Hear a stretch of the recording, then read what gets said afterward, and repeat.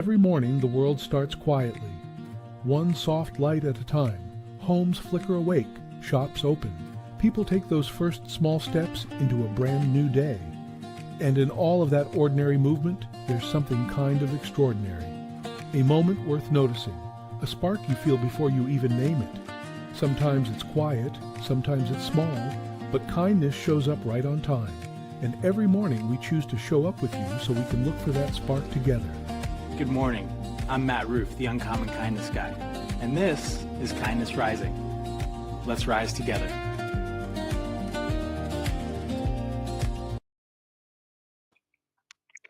Good morning, everyone. Welcome to Kindness Rising today. Today's episode is going to be a little bit different. We're going to do a tribute to Bob Weir, founding member of the Grateful Dead, who passed away over the weekend at the age of 78. And if you know about this show, you know that and that hit me. That hit me. And so today I'm going to pause, remember and reflect and connect the dots between music, time, and kindness. Welcome. This is Kindness Rising.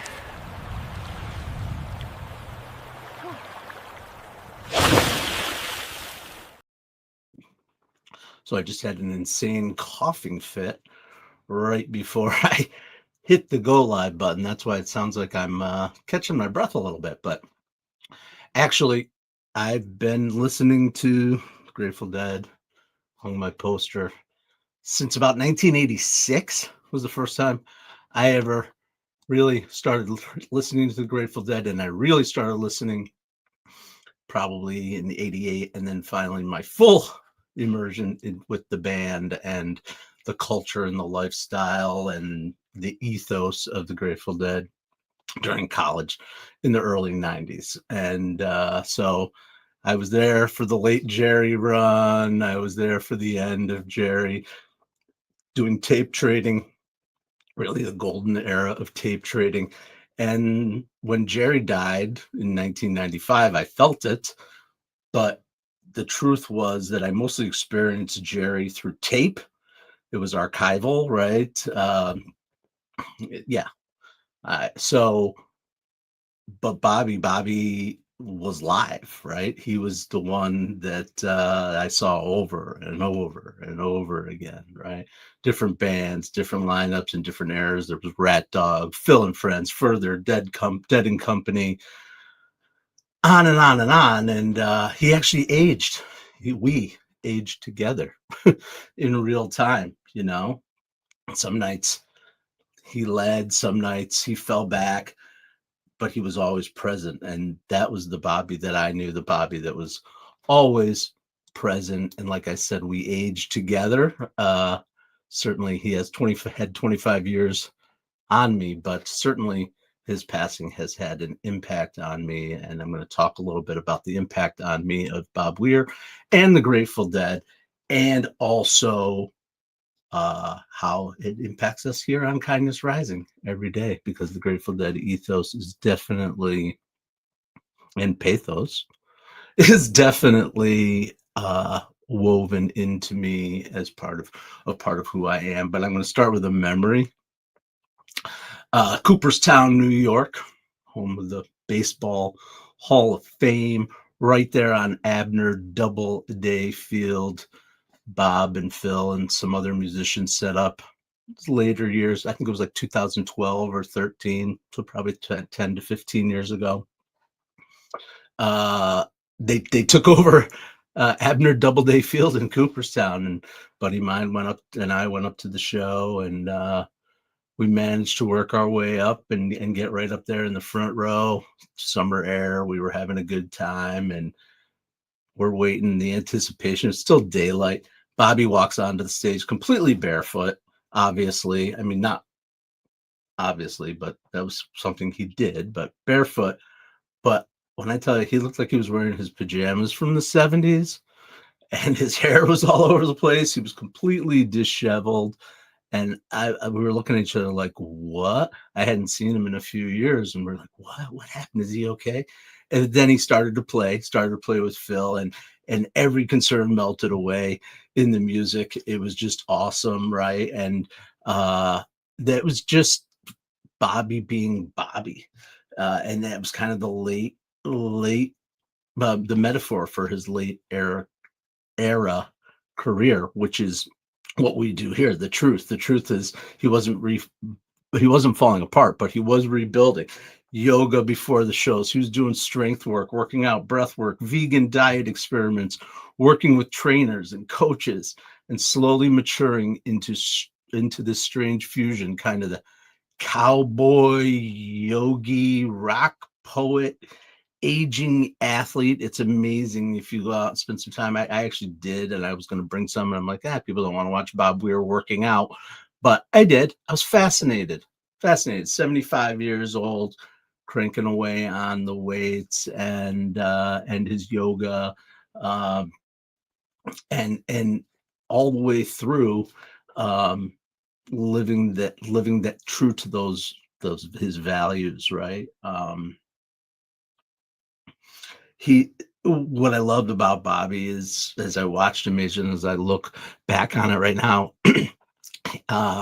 he was curious. He was just so curious about things, and he liked to ask questions and be a little bit of a prankster, and all the way up to the end, staying curious and staying interested. Even last year, when the Dead were honored at the Kennedy Center honors, just staying curious and humble, and he never stopped exploring. He talked about that all the time, right? That's what the Grateful Dead was exploration of things. I saw an interview with him not a couple of years ago, and he said, I'm still not done with the music, right? I still have work to do with the music. It's pretty amazing. But anyway, he was thoughtful, he was playful, he was occasionally cosmic, like completely out there, wild. Obviously, when he walked into a banjo shop as a 16 or 17-year-old guy and ran into Jerry Garcia, and that was essentially the beginnings of the Grateful Dead, the introduction at 17 years old, and he died at 78 years old. 65 years, whatever. I mean, it's mind-boggling to me, and he played right up until the end. Yeah, so I don't know. I could go on, and I probably will, and I know I will, because that's what I'd planned for today. The comments are rushing in. The Grateful Dead, Evil Goose, love that. Renee, good morning. Daniel Allison, hello. Pyro, not interested. That's okay. I appreciate you. Dog Lover 89, welcome in. And Ashwood, hi. Sorry, I missed you there, dude. Couple minutes, but I was just getting off on my Bobby Weir Grateful Dead discussion. I just appreciate that everybody has come in this morning and helping me. This has helped me tremendously to deal with this. I mean, I'm surprised at myself. I was actually talking to Keith Billis from Mornings in the Lab last night about it, and how surprising this was for me. Like, I knew it was going to come and whatever, but I'm like, yeah, Renee, you're choking up a bit. I was flat out crying last night. It just came as I was writing this, as I was thinking about my life, my own life, my own mortality, my aging, all those things of what's next, and how much Bobby's mentality and the Grateful Dead has influenced me. I mean, I've said it before, people might not really know. I listen to the Grateful Dead every day in some form, maybe not the actual Dead, but some form of Dead inspired music, whether it's one of the amazing bands that are going to continue the legacy of the Dead's music, bands like J-Rad, Joe Russo's Almost Dead, great great band, Billy Strings, honoring the dead all over the place with his music, and the music will never stop. It will go on, and the influence of that. Bobby was talking about it in an interview, and late in his life, and said, "I think it's possible that people will be talking about this in 300 years." He wanted that. That was a legacy he wanted, and I think that influence absolutely will live on the same way. I know it's probably might be blaspheme to some, but like Beethoven, Mozart, I mean, whatever. It's the circle, and to me, that's what it was, at least. And I bet people will still be connecting to the music. I hope they will. I hope they will. And I am. Good morning, Mom. Good morning, Roseanne Roof. My mom is out there. Um, yeah, people will be connecting to the music. I hope people will be connecting to the music. For me, Kinley Cower, welcome in. Glad you are here. Glad you've joined us here on Kindness Rising. Like, I come here every day, 7:30 a.m. Eastern, to get everybody up with a little bit of hope, humanity, and heart. And that's what we're doing today. Oh, so I was saying, I listen to the Dead every day in some form. And of course, being the geek that I can be sometimes, the loss of Bobby had me thinking, okay, let's do it. Let's calculate. Let's calculate the actual amount of time, and as a measure of the impact of someone's life. So I ran numbers, and I ran conservatively, and I asked Chat GPT, does this sound reasonable or ridiculous or what? Like, I was digging in because I wanted it to be real. And I wanted it to be conservative because I knew it was going to be a big number. But conservatively, since I started listening to the Grateful Dead, over 10,000 hours. 10,000 hours, almost a full year of my life listening to the Grateful Dead. That's pretty huge. And there are a couple things about that really struck me. And maybe you have people that I don't want to make this all about me, but I am processing. Um, Maybe there's someone that you might feel this way about too. And so I hope maybe this tracks for you too, whether it's it's just whatever's had influence in your life. It could be family, it could be an artist. I mean, it's pretty crazy. But one thing that struck me as I was thinking about this was that it's possible that, statistically speaking, just about the actual number of minutes of listening to somebody's voice, that Bobby's voice might be the voice that I've heard the most, potentially in my life. Definitely, surely in my adult life, in terms of just pure time. That was big to me. Tiny Tim, okay, tiptoe through the tulips, tar baby to ya. Why? Okay, welcome. Tiny Tim, tiptoe through the tulips. That was an interesting one. An aside, I've listened to that song, but so anyway, 10,000 hours, consistently the most. Good morning, tar baby. I can't believe I said that out loud. Oof, it doesn't feel right. I am sorry if that was offensive to anyone. So anyway, consistent voice in my adulthood, and what it meant for me, what I think about the fact that it's every day listening. It's actually, this isn't about fandom, right? It's not about obsessing or oohing and eyeing over a star. It's basically, it's like been companionship for me, like together.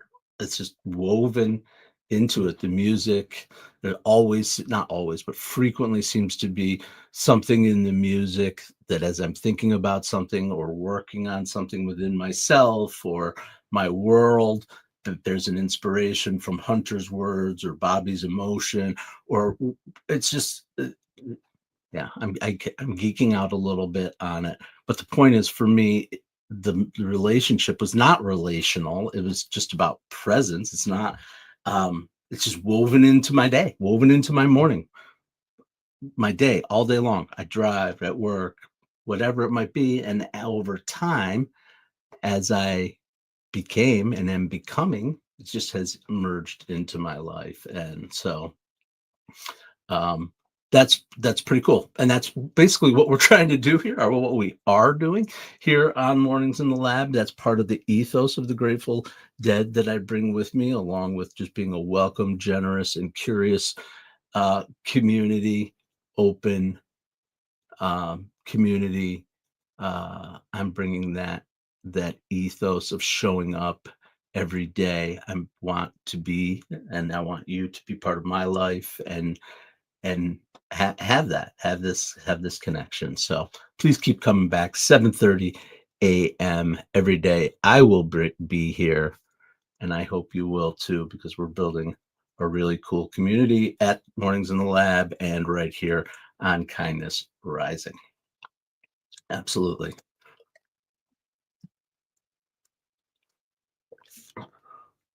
So we're going to keep going with the Bobby Weir theme.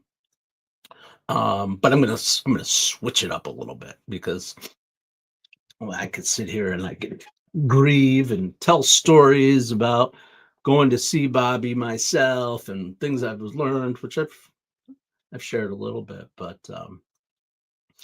uh, I'm trying to apply it to what we're talking about, and I'm going to talk about what I observed, what I lived with Bob Weir and its relationship to what we're doing here.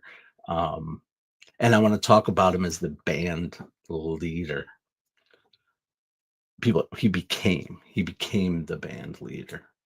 When he started, remember, he was 17 years old, walked into a banjo shop, a bunch of older guys hanging out, jamming. This wicked dyslexic, special education supported, lost, wandering kid trying to figure it out. He talks about his own struggles, how deeply dyslexic he is. He's never read a note of music in his life, which is pretty amazing to me when you look at his catalog. So thanks, Mom. I appreciate it. It is sympathy. It's amazing. It's amazing. Thank you. I appreciate your sympathy.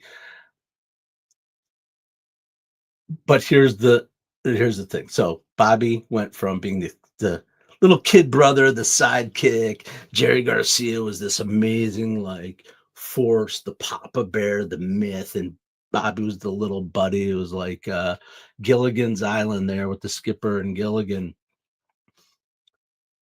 But then Jerry died. He died in 1995. Bobby played the rest of his career longer than he was with Jerry in the band. So, and so he had a chance to emerge. But I also thought about, and I'm a little all over the place here, I thought about what losing Jerry must have meant for him privately, to lose his friend, this cultural father figure. He talks about, spending every day with him and how he was just a part of him, right? And then to wake up literally and be like, what happened? We have no center anymore. He emerged as the center. He didn't see, and it's never been about himself.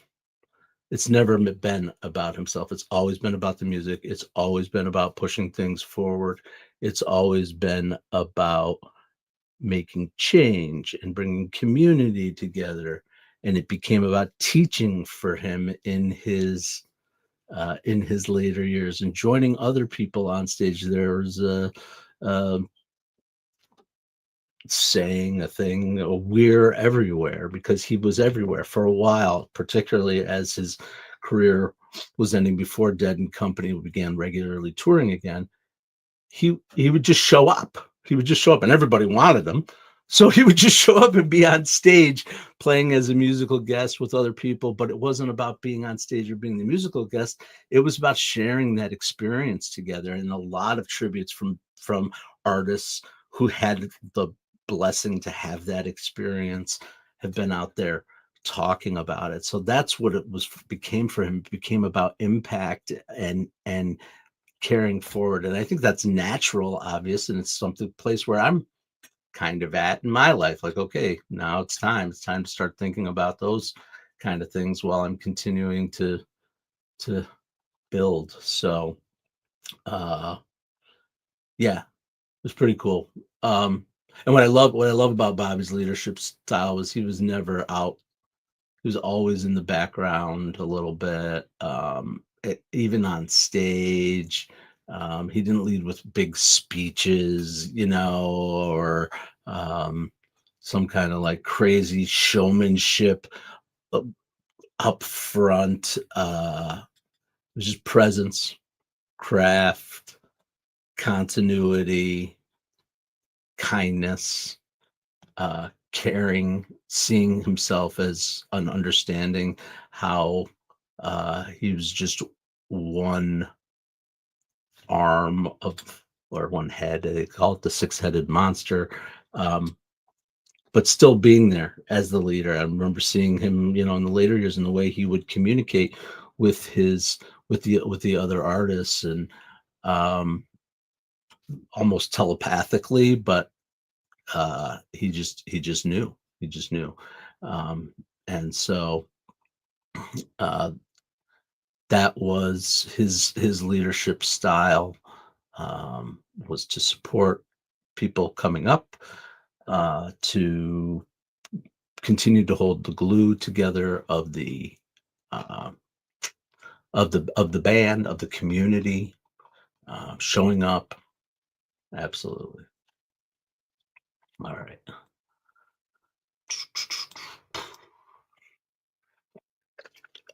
How's it about? Time is flying. I could go on and on. I'm sorry. I'm apologizing. It's my show. If I want to talk about Bob Weir and the leadership, I'll talk about Bob Weir and leadership, I guess.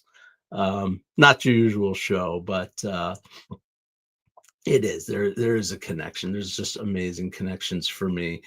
And what I want people to know, if you're still out there listening, is that for me, I was never the quintessential deadhead that people think of when they think of the Dead, whether it's now or in the 60s or whatever the case may be. I've worn plenty of tie-dyes, and I've hung out, and I've toured, and I've spent a couple of days in a car or van, but not the way some do, right? But enough that I know, I think I have credibility as far as the source goes. But and that's the whole point, is I was never that kind of a deadhead. For me, it was always, even back in the 90s, I remember thinking this is just like being mind boggled by the improvisation, the ability for, I just said it before, 6 people. If you listen to their music, the 6 people, if you listen, like, I've heard tracks broken down, it's like, what am I listening to? And then it comes together, and it's amazing, and it flows, and they know where each other are going. And that was what I always connected to, that improvisation, that connection, that flow, that vibe, right? And it was always about curiosity. It was about risk taking, about trying things that were not anything that was ever done before. And of course, it was weirdness as authenticity, community without presence. I wrote a few of these down. Permission to evolve, right? Gentle grace as they aged. So, I mean, for me, it's like, I've always said this about the Dead as I start to wind down here. If you get it, you get it. Not in an arrogant way, but just like, this is me. This is who I am. And I confident in the alignment of the ethos of what they do. And that just has become part of me and part of who I am. And my mother will tell you that that's literally part of who I am, because I have it tattooed on my body, but not the usual dancing bears, or skulls, skull and roses, or those kind of things. Not that there's anything wrong with those, but of course I have a steal your face. Steely is a symbol for me of individuality, of freedom of expression, of community, those kind of things. But most people know the steal your face is the skull with the lightning bolt. I know people have seen it. If not, I'll show it to you sometime. My tattoo instead of a lightning bolt, has an overlapped Christian cross and Star of David. And that's my family. That's what's at the center of me. My mother is a Catholic. My father is a Jewish person. Those overlaps sit at my core. The skull, that still represents my individuality and my freedom. And then I have my roots, and that's my daily symbol of my origin, but also of where I am becoming. So to me, that's the ethos, that's the dead, and it's why Bobby mattered. It's why Bobby mattered. So